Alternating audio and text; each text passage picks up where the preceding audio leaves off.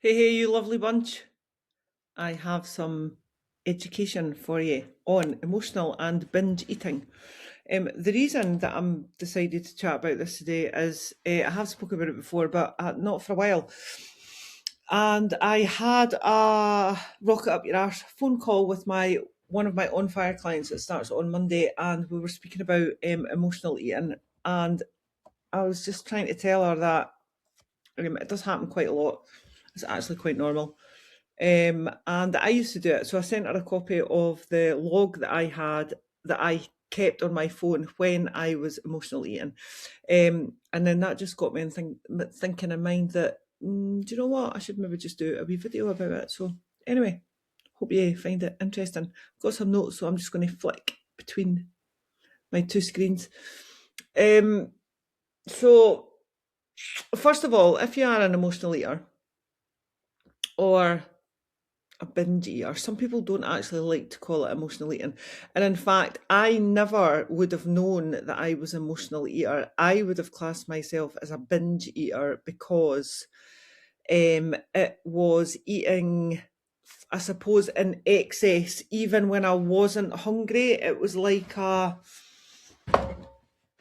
I don't know. I mean, let's face it, right? When myself and with my ladies and a lot of women out there, but ladies that come and work with me, we're not very good at mindful eating. Like if we were decent at mindful eating, then we'd all be walking about like size 6 Amazonian goddesses that were ripped with muscles popping everywhere, right? But we're not that great about it, and it's also why when our emotions come into it, that in my experience, if you give a guy a fat loss goal and a calorie deficit, they can see it more as a task, so they just do it. So they get to their goal quicker. It doesn't mean they're better. They get to their goal quicker because guys tend to be more black and white. They don't have the same hormones running about their bodies like we do that make us emotional eaters. I'm not saying that guys aren't emotional eaters, because they can be as well, definitely. Just like there's loads of women out there that aren't emotional eaters. But women, sometimes we find and can make the job harder than it actually is, because we've got all these emotions running about our body, and we like to eat to celebrate, to commiserate, to be happy. So I would have classed myself as a binge eater until I'd done some research into it. And alas, it would appear I am an emotional eater, which with hindsight makes perfect sense, right? So one of the things about emotional eating is that we use it to avoid our emotions, right? Hence why it can be called emotional eating. So while we are eating said food, we don't have to actually deal with our emotions, because all we're thinking about is eating, right? Which is fine. But that isn't the only reason that we can be an emotional eater, all right? Our relationship with food is massively complex. It's very, very complex, right? And I am not an emotional eater counsellor. I'm not a psychologist. You all know that, all right? This is just my experience and the things that I have learned about it, really, over the last, I don't know, 7 or 8 years type thing. So anyway, it's massively complex, right? So we can use food to regulate stress. Again, we can use alcohol to regulate stress, right? We all know that. Oh, I was stressed, so I went to take away shop. I was stressed, so I opened a bottle of wine, right? It happens. It absolutely happens, all right? But we can also use it to provide comfort. And again, that can be classed as emotional eating, because comfort is an emotion. We can also be emotional eaters to create a sense of control. So if we are in a situation that we're not particularly happy about and we can't control, we can absolutely give ourselves some control by deciding what and how much we're going to eat. That's not necessarily a good thing or a bad thing, but yeah. It can also be a learned habit from childhood, like, oh, you've been a really good girl, have a bleh, whatever. All right. I actually don't eat Milky Ways anymore because, and this must have been this was when this was in primary school. No, I tell you, this was when I was in high school, right? We always used to keep in the house. Mum and Dad always used to keep little mini bars of chocolate do you know how you get the multi-packs and stuff in the salad drawer of the fridge, right? And funnily enough, that's where I keep my chocolate, in the salad drawer. There is no salad in my salad drawer. It is filled with Baby Bells, cheese strings, which Cal likes, I don't really like them, and chocolate, whether it be Freddo's, cream eggs, or mini dairy milks. So that's what I use my salad drawer for. My salad just lives in the fridge. Anyway, I used to come home, and I came home to an empty house, so I had a key. I used to come home and do the ironing or cook dinner or something. This was when I was like 13, 14 and stuff like that. But with hindsight, I also used to come home and not like being in the house myself. So I used to eat my way through the salad drawer of chocolate, and it was predominantly Milky Ways, and I don't like Milky Ways now because I think I overate them, or I just associate them with being on my own. I don't know. Anyway, I would never choose to eat a Milky Way. I also feel that if I'm going to have a chocolate bar and it's a Milky Way filled with whippy fresh air, then I feel a bit robbed. Anyway, right, it's about a sense of control or a learned habit from childhood, right? So it's not always about avoidance. In my situation, I think it was about avoidance, right? But it's not always about that. So emotional eating, right? Emotional eating is in response to feelings rather than physical hunger, right? So, and I think that makes common sense. Now, a lot of my emotional eating I would have done previously in place of my dinner. Forget the Milky Way story, right? I'm speaking about as an adult over the last couple of years. Well, over the last it got quite bad over COVID, but it was in response to feelings. It was actually in response to not being in control because all the rules kept changing in COVID, and it nearly tipped me over the edge, right? So I think you all know that story. But common triggers for emotional eating: stress, boredom. I'm still guilty of that, to be fair. Loneliness, and again, that's why I think I used to eat the Milky Bars in the house when I was a teenager, because I was in the house mowing, didn't like it. And actually, I still don't necessarily like coming home to an empty house. Anyway, anxiety, obviously, and even celebration. Oh my God, this is so exciting. I'm so happy. I'm just going to eat. That's the thing, all right? So the difference between emotional hunger and physical hunger, right? But why do we emotionally eat? Because if you see food as a comfort, when you eat that food, it releases dopamine. I'm going to speak to you about where is my binge eating or my emotional eating. When I think back, right, it's pretty much the same things that I would eat. And it would be the things that I would class as bad food. So things like Percy Pigs, chocolate, specifically Twirls here, crisp and dip, I absolutely love. I would sell my granny for crisp and dip still. Right, crisp and dip. Pizza, love pizza. Things that you could put in the oven, like mini Kievs. I love mini Kievs. Mozzarella sticks. And then we've got pizza, crisps, chocolate, crisps, crisp and dip, pizza, mozzarella sticks, dairy milk, toast and cheese, Pringles,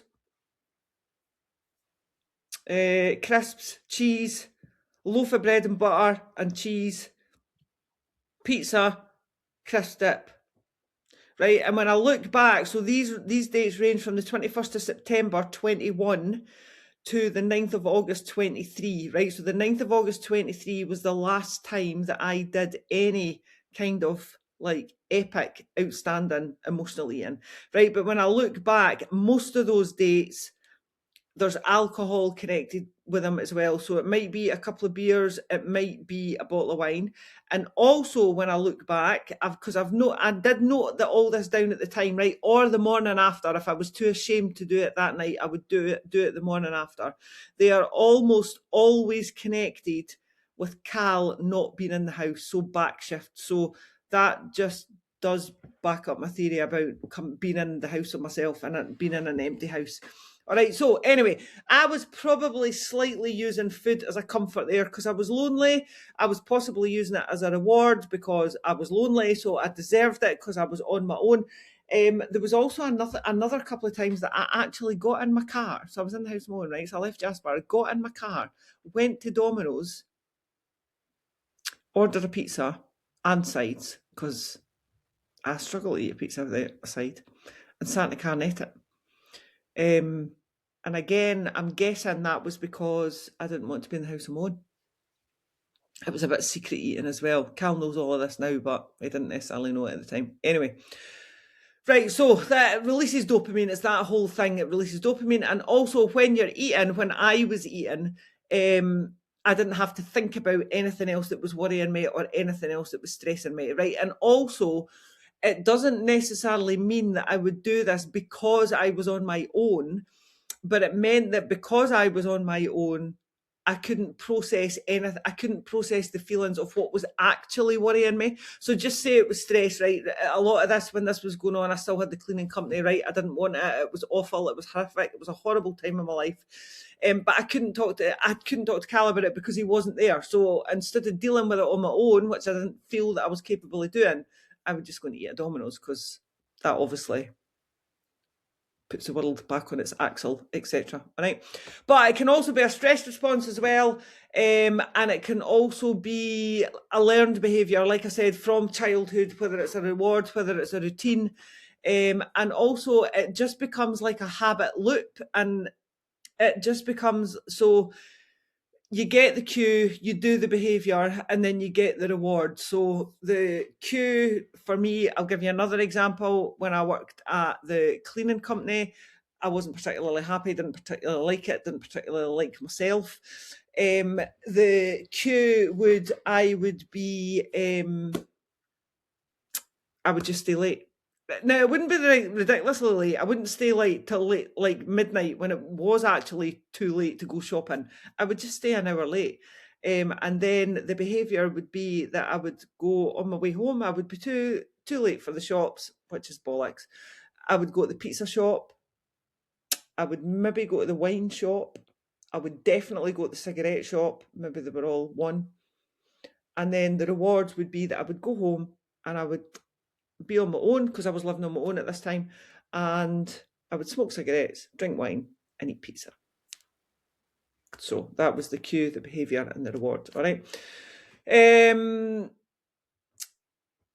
Emotional and physical hunger, they are two different things, right? And this goes back to what I said at the very, very beginning. If you are emotional eating is never about hunger, actual physical hunger, very rarely about hunger. And also it's about this battering on, you're just asking people to eat mindfully. Right now, I do ask you to be mindful of what you're eating, right? Because I want you to practice stepping away from MyFitnessPal for when we're not working together, or for when you're on holiday, because it's not good to be connected to MyFitnessPal all the time, right? But if any of us were decent at mindful eating consistently, right, when we first start working together, none of us would be in the state that we're in. It's a very hard thing to learn. It is learnable, and the habit of not doing it is unlearnable, but it is difficult. All right, so emotional and physical hunger. So physical hunger is more gradual, as in, you know that it's coming up for dinner time, etc., etc. All right, you know when your next snack is, your stomach's beginning to feel a bit rumbly, you maybe feel a bit like spaced out type thing. All right.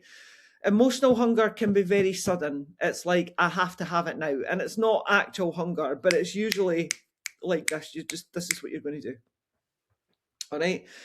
Also, emotional hunger is usually specific to set foods, right? You'll see that list that I read out. It was all Percy Pigs, so it was sugar, Percy Pigs, Haribo strawberries as well. So, like I said, all the foods that I would have called once bad foods, right? So Percy Pigs, Haribos, chocolate, whether it was Dairy Milks, Twirls, it would always be Cadbury's to me, because that's my favourite chocolate. And it would always be pizza and crisps and dip, or beige food that you could put in the oven, usually with cheese that went all gooey.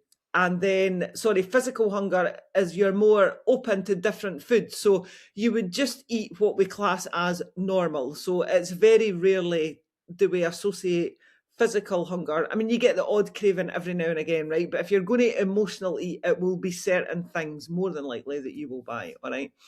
Emotional is also, you feel full, but you still want more.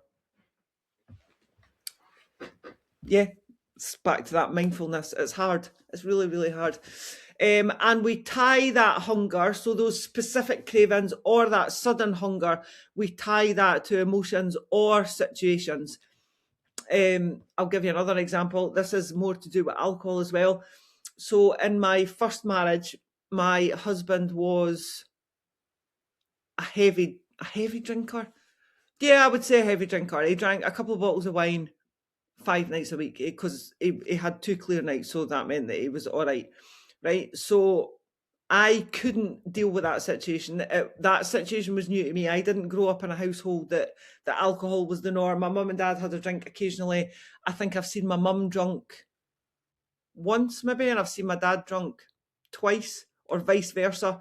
So that wasn't the norm in me, right? So I couldn't deal with that. It used to freak me out. I didn't cope with it very well.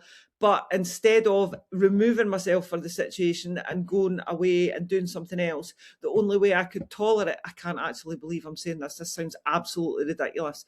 The only way I could tolerate that was to drink a bottle of wine myself, because I wasn't going to sit in his company when he was drunk, but I would happily sit in his company if I had a bottle of wine to take the edge off. That actually sounds ridiculous, but that is how I came to get into the habit of, I'm not blaming him, it was totally my choice. That is how I came to get into the habit of relying on a bottle of wine to ease my stress. Anyway, right, common triggers. Stress and overwhelm. I've just totally, backed that up there with that wine story. Boredom or lack of stimulation. How many times do you sit on the sofa at night and you're like, bored, the telly's shit, I'm just going to walk to the kitchen on the pretense of making a cup of tea. I still do it occasionally, right? I do check myself most of the time, manage to get myself out of it, but it does still happen, all right? So boredom or lack of stimulation. And I would say that's probably me with the wine and my husband as well. It was the lack of stimulation and the boredom of the same situation of the Groundhog Day, like 5 days of the week. And I was like, do you know what? I'll just give in. And I shouldn't have, but I did. So there you go. Loneliness or rejection. If you feel rejected by anybody or by a certain situation, or you are generally just lonely, the easiest thing to do is to go and think about, is just to go and bury your head in the crisps or the pizza or the dip or the wine or whatever, and not actually do something about the situation that you're in. Fatigue and poor sleep. You all know my thoughts on fatigue and poor sleep. The little pot of willpower that we all carry about is either full or empty dependent on how tired we are, right? So the tireder we are, the smaller this little bowl of willpower is. So fatigue and poor sleep, absolutely. And restriction and dieting. This is massive, right? And people often don't associate this with emotional eating or with binge eating.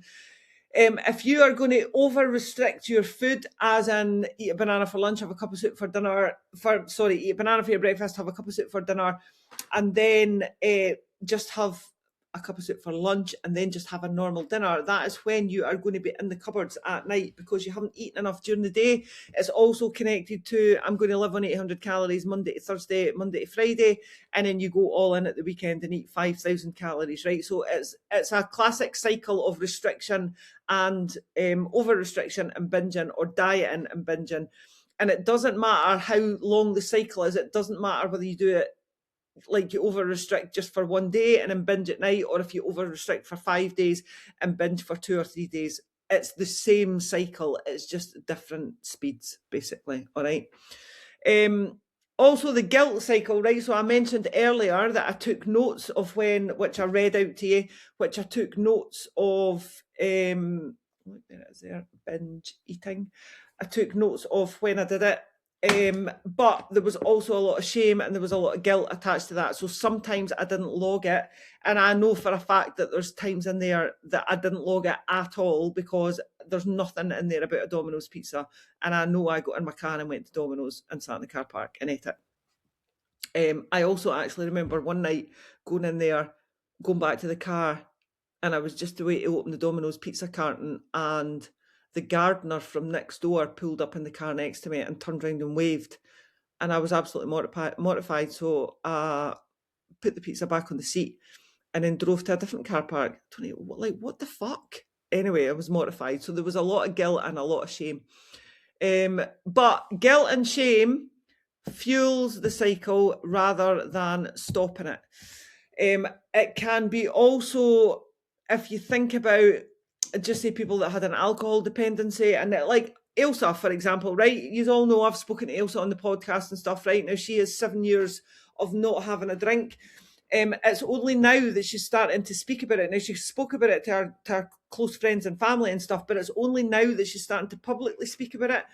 And it's because she associated guilt and shame with what she used to do. And it's nothing. It's, as opposed to feeling guilty and shameful about what you've done, it's about feeling proud of getting yourself out of what you've done.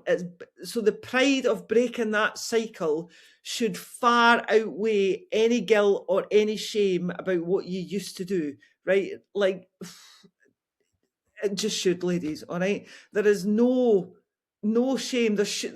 I'm saying this, and I've been there, so I do get it, right? But there's no shame and there's no guilt in us not being all over it all of the time, right? I'm sure we've all had questionable morals at some point in our life, but getting to the stage that you can actually recognise what you've done before and that it didn't serve you and it wasn't particularly clever, and managing to claw yourself out of that far outweighs any of that previous behaviour. I honestly can't get that across enough. The next point is you're not alone. I hope you know by those stories that I've shared that if this is you, right, you are absolutely not alone. And I will say it, I've said it before, I will say it again. The only difference between me and you is that I started before you. That is the only difference. So if you're stuck in this cycle at the moment, please try not think about the guilt and the shame, because that is the thing that will keep you there. Think about how you will feel when you get yourself out of that situation, all right? It might take some time, but trust me, it's worth it. So shame actually fuels the cycle, all right?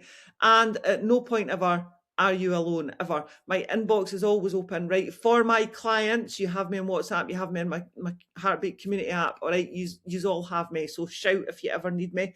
For anybody else that's not a client, you can get me on the socials. I'm on Insta and Facebook as Coach Caris, all right? My inbox is always open. It is very, very, very common, especially for women, just like I said at the beginning, all right? As much as fat loss is about calories in and calories out, as much as confidence is about accepting who you are, to be able to do all of that, you need to put the emotions aside that you used to feel, all right? The emotions that we have currently can make fat loss harder. Our hormones can be unstable. They can be all over the place. But try and take away the moral judgment around food and around yourself, all right? None of us are perfect. That's okay. So some top tips, all right? If you are in the situation that you're emotional eating or binge eating, try and pause before you eat. Now, this makes me laugh, because this is like me sitting up the back of Scottish Slummers and the woman sitting saying to me, now, if you're hungry, just have a drink of water. Fuck off, right? But this will take time, all right? That does actually work, by the way. If you're hungry, have a drink of water. But I didn't want to do it at the time. But if you are hungry, if you feel that you're going to emotional or binge eat, right, try and pause. Try and pause and think about how you're feeling. There will be something going on with you, right? Now, it could be that you feel stressed. It could be that you actually do feel hungry.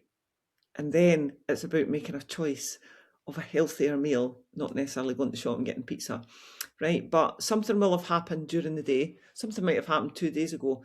So if you can just sit with how you're feeling, no judgment, just sit and think about it, and then make a decision, right? Also think about your hunger scale. How hungry are you on a scale of 1 to 10? 1 being not hungry at all, 10 being ravenously starving. If you're sitting down at 1, then chances are it's emotional eating or it's binge eating. And also journaling, either on your phone, right? Keep it. I've got it in my notes section, by the way. Look, little binge eating along with all my other 50 million thousand notes, all right? So keep it there and do what you need to do. There's all my notes, all right, on every different topic under the sun. But if you can write it down, get over the guilt and the shame and write it down, even if it's the next morning. Try and write down the time, how you were feeling, and what the situation was. Because how you were feeling and what the situation was, there's probably a couple of correlations. But when I was doing this, the emotion that I was feeling was probably either loneliness or not being in control. The situation would have been the fact that I was on my own. So just have a think about them. All right. And again, we want you to, what we're trying to do is get you just to pause before you go and do anything, right? It's not the end of the world, right? You all know that. Do you know, if you go out and wham a pizza, it's fine, we'll sort it out the next day. But it's about the bigger picture kind of thing. It's not about that. It's about trying to deal with why you're doing that, not necessarily the act of doing it. All right, a pizza is fine. Do you know, the scales will jump up the next day, sort yourself out, and they'll be back to normal, and that's absolutely fine. But it's more about the emotions that you're feeling and not getting used to them, not sitting with them. So it's perfectly acceptable to sit with the emotions and to feel a bit shit for 10, 15 minutes. That's not any issue whatsoever, but this is what we don't do. We try to just dampen everything down and think about something else. So name the emotion. You're stressed. Are you bored? Right? This creates distance. And the more you can do this, right, the more normal this will feel to you. All right, it is normal, by the way, but we need to get you feeling that you're a bit in control of the situation, right? So naming the emotion, again, with no judgment, is absolutely fine. It's okay to be bored. It's okay to be stressed. It's okay to be upset. It's absolutely fine. You just don't need to punish your body to get past that feeling. That's probably what I'm trying to say, right? Other people, so different people have different tools, right? And there's things that will work for you that don't work for others. Going for a walk might work, all right? Would I have went for a walk instead of getting in my car and driving to the pizza shop? No, I would not have. But that might work for other people. Going for a shower, putting on some music, texting a pal, messaging a pal, catching up with a pal. Maybe you do some breathing exercises. Remember, when I did this in COVID, there was none of this malarkey going on about. Nobody did this shit, all right? And certainly not when I was necking a bottle of wine to keep my bam of an ex-husband company, all right? Because I didn't want to deal with him. That was not available then. But these are not rules, right? These are just options. These are things like the journaling. I didn't actually realise that I was a journaler, but I was a journaler. I was just a phone journaler. So realising they're not rules, they're just suggestions, and it's just about trying different things to find out what works for you. Yeah. Giving yourself permission to eat, right? And again, this is something that I do in my coaching. You know, I always tell you, if you're going out, or if you've accepted an invitation, or you're going out for dinner, or you're going out for tea, or you fancy an ice cream, or you fancy a bit of cake, giving yourself permission to have that will take away the guilt and the shame. And that's exactly what we want to do, all right? So it's about removing restriction and giving yourself permission. So if you sit for 10 minutes and you're just like, I am actually stressed out my napper, right? And you sit on the sofa for 10 minutes, just with no telly on, just thinking about how you're feeling. And in 10 minutes' time, you don't feel any better, and you decide to go to the pizza shop. That's okay. That's okay, right? Because at the very least, the next time it happens, you might do the same. And then the next time it happens, you might do the same. And then the next time it happens, you might actually not go to the pizza shop. You might just go in the kitchen and make some toast and cheese. So it's about the whole process, and it's about just shortening that process every single time. And then in your brain, eventually, you won't do it. And you'll feel awesome. That'll give you the confidence to not do it the next time as well. Yeah.